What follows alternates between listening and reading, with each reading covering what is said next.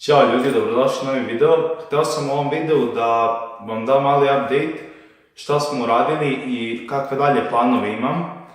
I htio sam da kažem lupite subscribe pre nego što počnemo sa videom i stavite like na video, pa sad možemo preći na dalji video.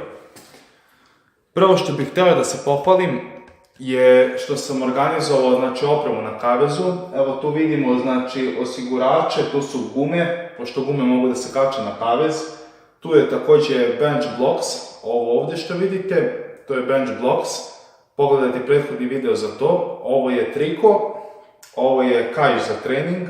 Ovdje su mi svi strapsovi zbog hvata. Iza se ne vidi, tamo mi je slingshot, tu su mi steznici za ruke i tako kapa i još neke stvari. Što se tiče današnjeg dana, iskoristio sam bio danas i izašao sam malo ranije s posla. Ne znam da li možete da vidite ovdje ispred. Loše se vidi, evo tu.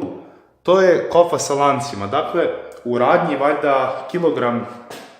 valjda metar lanaca košta 700 i neki dinar, valjda onaj debilji lanac. A ja sam kupio 20 kg lanca na otpadu za 1000 dinara. Tako da, jedini je problem što su bili rđavi. Tako da sam kupio sam puno sirće, napunio sam kofu. Jer sam vidio da sirće jako fino nagriza rđu sa metala, pa ću probati to sirće da nagriza, pa ću ja odrati ostatak rđe. Dalje, koje planove imam? Još sam kupio bio ove šipke. Imam plan da napravim, problem je bio što, ako znate one stalke na kojima se šipka nabode ovako, one vertikalne stalke, problem kod njih je što je kod mene nizak plafon.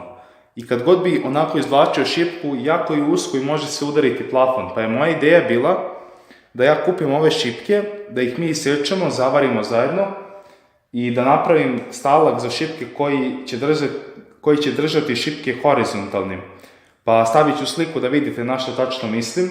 Također još jedna od ideja koju sam imao je da napravim stalak koji je na zidu, onako bukvalno ovako će biti samo 4 šipke, imat će kuke, i da stoje šipke tako na zidu, bukvalno poređene, to se zove na engleskom gun rack, kao puške. Još neku od stvari koje trebam da uzmem, to je ogledalo. Imam ideju da ovdje bude ovako ogledalo. Također čakam gumirani pod.